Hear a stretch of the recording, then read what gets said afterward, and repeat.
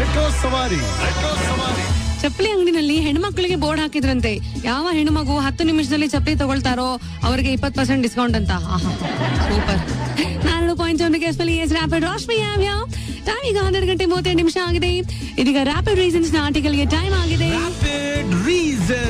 ಇವತ್ತಿನ ಆರ್ಟಿಕಲ್ ಆಗಿತ್ತು 1 ಲೋಟದಷ್ಟು ಹಣ್ಣಿನ ರಸಗಳು, ಅದರಲ್ಲೂ ಪಪಾಯ, ಆಪಲ್, ಲೆಮನ್, ಆರೆಂಜ್ ಇದೆಲ್ಲ ಕುಡಿಯೋದ್ರಿಂದ ಸ್ಕಿನ್ ಅಲ್ಲಿ ಕಾಂತಿ ಅಷ್ಟೇ ಹೊಳಪು ಬರುತ್ತೆ.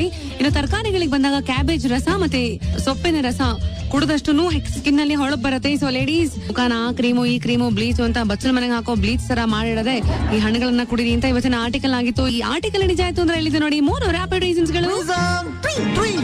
ನೋಡಿ ಆರ್ಟಿಕಲ್ ಕೇಳದ್ಮೇಲೆ ಪಪ್ಪಾಯ ಇಲ್ಲದಿದ್ರೆ ನಿಮ್ಮ ಸ್ಕಿನ್ಗೆ ಅಪಾಯ.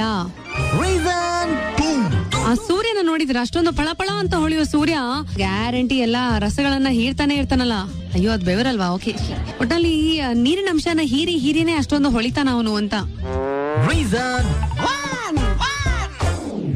ಎಲ್ಲಾ ಹಣ್ಣುಗಳನ್ನ ಜ್ಯೂಸ್ ತರ ಕುಡಿತಿರೋ ತಿಂತಿರೋ ಎಫೆಕ್ಟ್ ಆಗೋದು ನಿಮ್ಮ ಮುಖಕ್ಕೆ.